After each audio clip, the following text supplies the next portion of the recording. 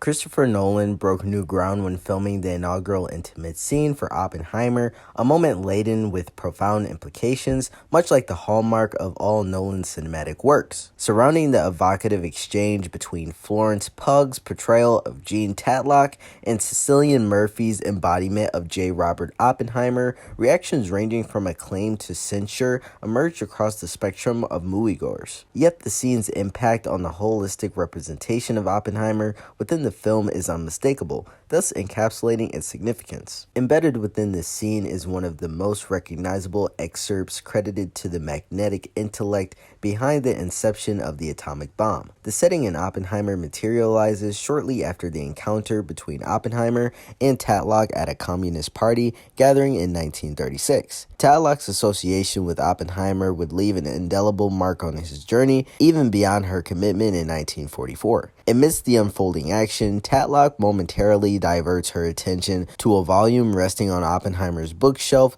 intriguingly inscribed in Sanskrit. Gently removing the book from its resting place, she implores Oppenheimer to recite from its pages. His response carries an air of astonishment as he articulates the iconic phrase, "Now I am become death, the destroyer of worlds," a declaration that would subsequently attain renown through J. Robert Oppenheimer's 1965 television interview. The origin of this proclamation lies in the Bhagavad Gita, a reservoir of celestial wisdom within Hindu scriptures, a favored reading of the theoretical physicist. Tatlock's choice of literature for Oppenheimer to engage with was none other than this very text. The line itself is voiced by Krishna, an embodiment of Vishnu, a paramount deity in Hinduism who occasionally depicted with multiple arms, according to sources in open culture. The concept of death, which can be misconstrued within this context, alludes to time as a cosmic annihilator, underscoring the supremacy of the divine over all matters, irrespective of human accomplishments. As time advanced, Oppenheimer's stance shifted, leading him to oppose the development of nuclear weaponry. This very perspective was embodied when he reiterated the same quote in the 1965 production,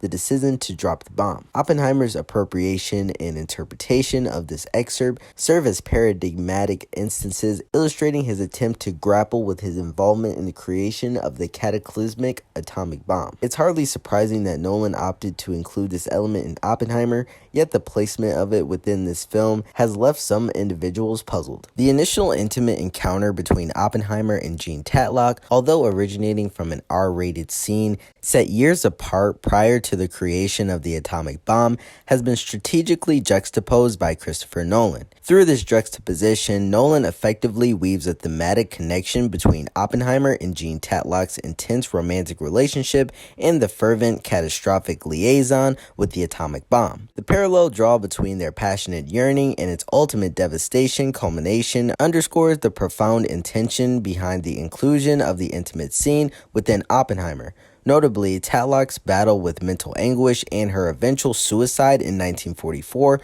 further deepens the significance of their relationship. Oppenheimer's own reflections on the matter, including his acknowledgement of feeling obligated to visit Tatlock even while being married during the security clearance hearings, hint at the potential exacerbation of her emotional struggles due to their enduring connection. The remorse that Oppenheimer feels over Jean's tragic fate becomes intrinsically tied to the remorse he experiences for his instrumental role in the development of the atomic bomb. Nolan masterfully utilizes Oppenheimer's well-known quote about the bomb to establish a poignant link during the intimate scene with Tatlock. This connection underscores the complex interplay between personal relationships and historical responsibility, which stands at the core of Oppenheimer's character and the broader narrative.